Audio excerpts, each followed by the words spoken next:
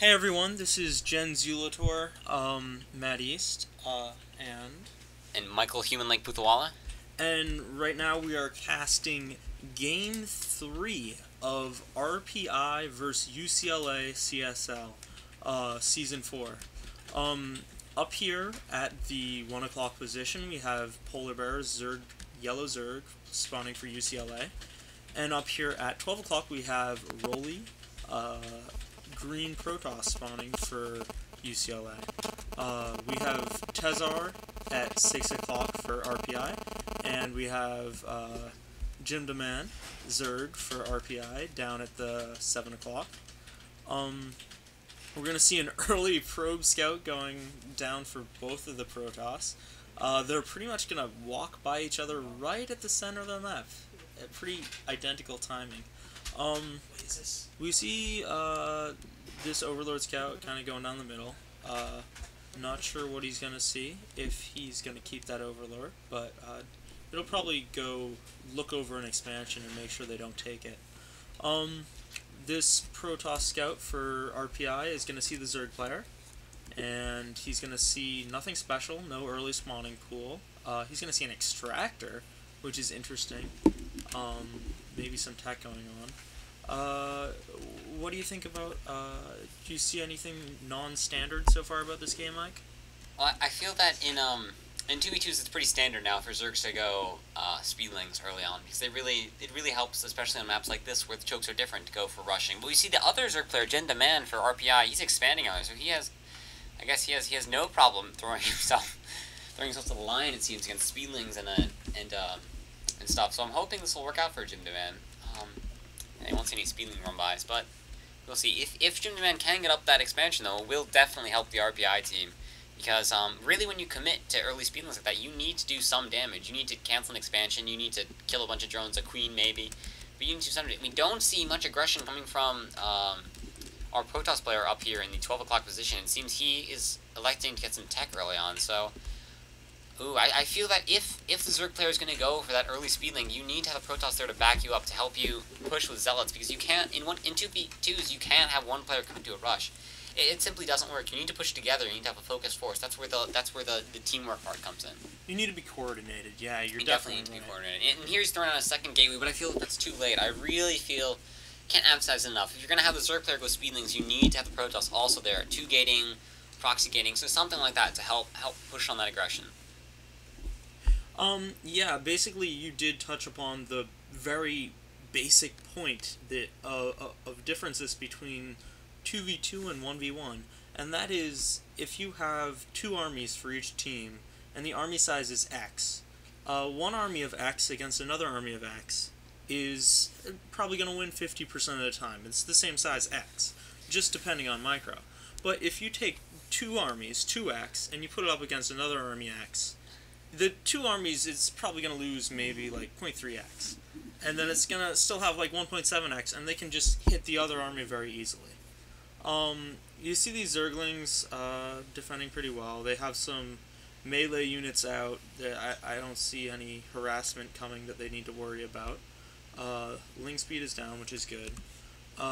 We see the expansion is slowly starting to get saturated for Jim Demand.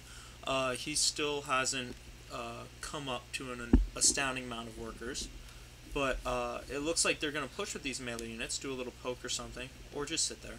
Who knows? In response, Yellow looks like he has a nearly all-in type of thing going on here. You see he has 16 drones. He stopped building drones, and he just started building units. And he does have a ton of units, but he's all alone. Green is not helping out at all, and that could kind of make it GG. Good micro from Jindaman. He knows not to encounter this.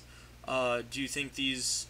it looks like these guys are going to work well together. Do you think they're going to work well together, these 2 armies here? I'm sure they will. And we noticed that although our yellow Zerg player for UCLA, he did commit to that early aggression, he needs to push. He needs to do that damage. He's behind quite a few workers. And I'm sure some what do you think? He's down a bit of a food count too, although so is their Protoss. So we got the Banelings coming up from Jim Demand, which will really help to even out. That's really the one equalizer in 2v2s are Banelings. They're probably my favorite unit in 2v2s because they're so good at dealing with early aggression. Just a few well-placed banelings can throw an army behind so much. You have one baneling going killing looks like 6 Zerglings, so that'll definitely help to derp.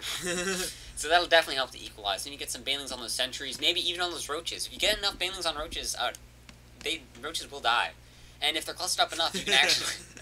Jeez, Dim Demand is taking out all his aggression on animals, so he doesn't use banelings for that. But here we got the banelings running up. Oh, nice force fields by Tezar. We got the banelings running up behind the roaches. Let's see that. And exploding. Nice. Ooh, doing some nice micro. Oh, crushing those roaches. Very beautiful force fields. So you got some very nice teamwork there with Gem Demand running up with his units and some very nice force fields by Tezar to help destroy the Zergs. But we notice it's really equalized again. Both Zerg players have lost their armies for different reasons. I mean, Gem Demand, obviously, banelings are meant to be lost, but here we have the Zerg player for UCLA had a massive disadvantage, 23 food compared to everyone else in the 40s. So what do you think this spells doom for UCLA? I'm not sure. It's funny because they're on the UCLA side of the map, but the UCLA is down in forces. You'd think that the walking distance would make up for the fact that they're kind of low on forces, and they'd probably be around even at least. But no, they're way behind. If you look at units lost, I mean, the resources, like, green's lost quite a bit. Yellow's also lost a fair amount.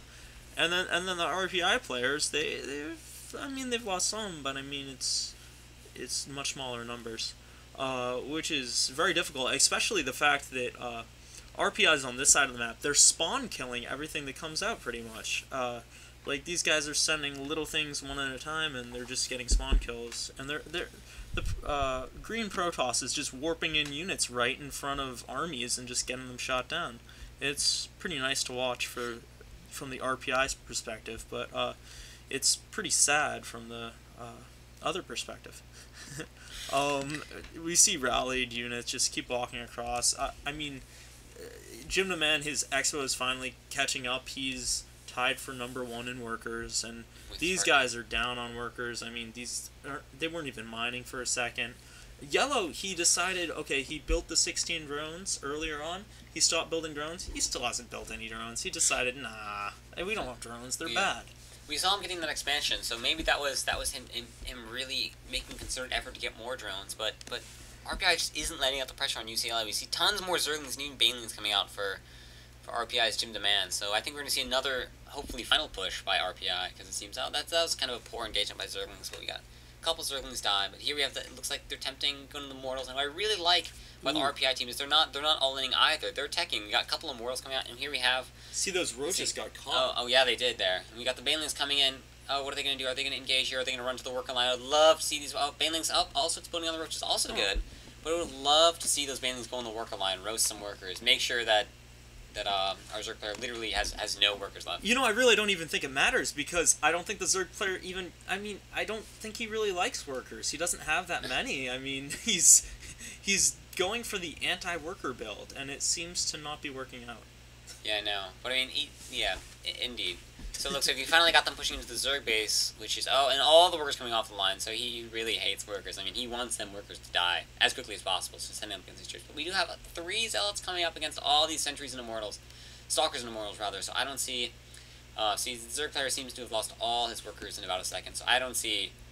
I do not see UCLA recovering from this. We got the Immortals tanking, doing massive amounts of damage to the Queens and everything, and we got 3 roaches just chilling in the Protoss base, just waiting for their time to shine. But it will probably never come. They will definitely lose before that time. And you know, I got continued pressure. We got a bunch of Zerglings massing in the center of the map by Jim Demand, so we're gonna see some more Zergling baneling busts by him. I'm not even sure if he needs to send them in. Probably not. Probably not. But, you know, no. Yeah, better safe than sorry. So we got a Rolly cleaning up those Tezar's forces in the back, but. Oh, and here we see the GG. There's the GG, yep. Alright, good game, guys. Solid cast. You should probably